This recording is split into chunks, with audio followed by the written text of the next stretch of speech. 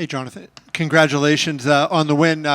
Quite the finish. Can you talk us through the transition that you had there to get into the position for the triangle? Yeah, absolutely. So initially, when he actually managed to get me on my back the first time. So when he tried to do it again, I felt that I could switch up the triangle, and I locked that in. And then after a couple of adjustments, there was no way I was going to get out of that.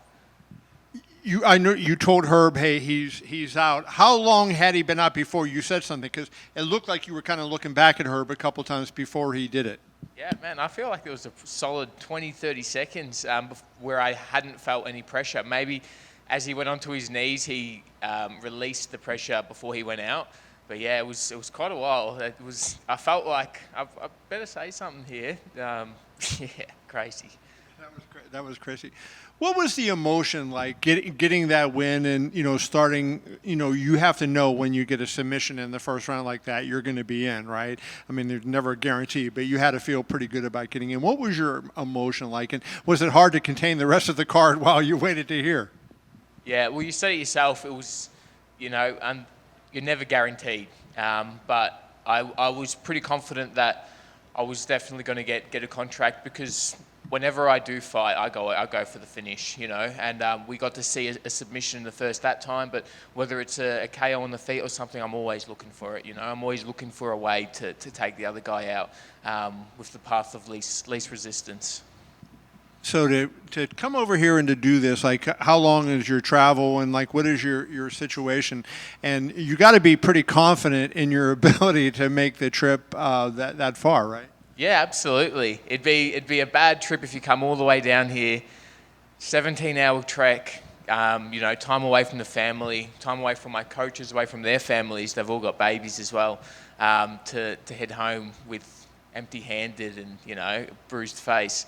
But it just goes to show we're fully committed to this, and we put it all on the line. And when we step out there, we're ready to take the other guy out and make sure that we do everything we can to get in this case a contract, or in my future fights in the UFC will probably be a bonus. Do you feel like, fighters from New Zealand, Australia, and that area of the world are at a little bit of a disadvantage because they go down there once or twice a year, and then the rest of the time everybody's fighting, more on the Western Hemisphere, and you have all that travel, and I mean, every fight you go to is going to be, unless you fight at home, going to be an incredible road trip. Does that put you guys at a disadvantage, and how do you overcome that? Do you travel earlier, or what do you do to overcome that kind of thing? Yeah, I'd say so. It definitely would put you at a little bit of a disadvantage, but you just have to prepare for it.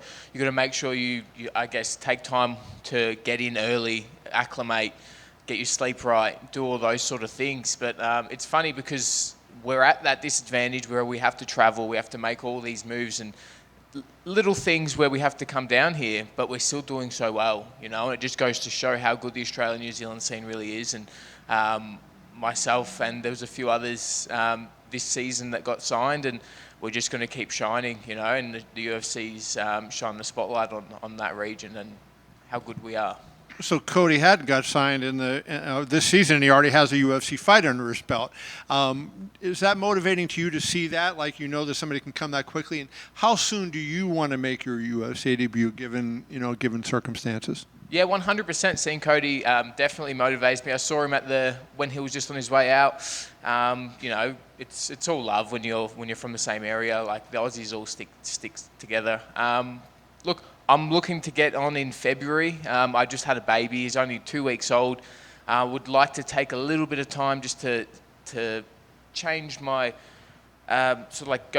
I'm very tunnel vision, so when I've got a fight booked in, I'm thinking about nothing but that fight, and now that I have a baby, I want to try and focus a little bit of my energy towards that, and for a little bit of time, focus on him, and then when we're ready to go, which I think will be Sydney in February, but around the time of February, if not Sydney, is when I'll be looking to go again. And what is your son's name?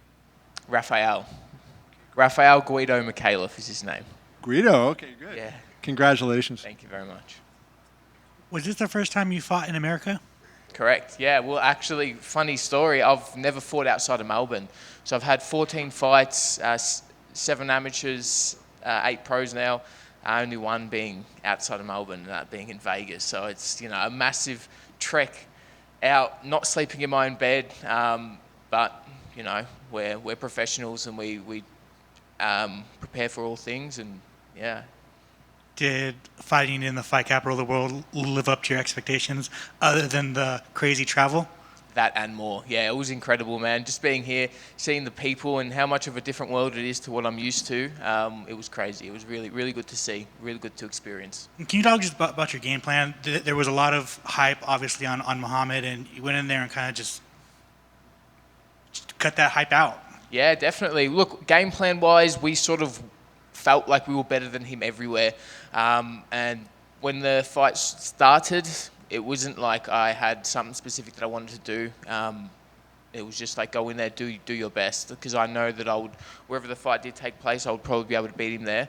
And then I managed, I think, to catch a kick, and the clinch got initiated, and from there I sort of just stayed on it and took it out from there. But every fight is different, yeah. Congrats. Thank you very much.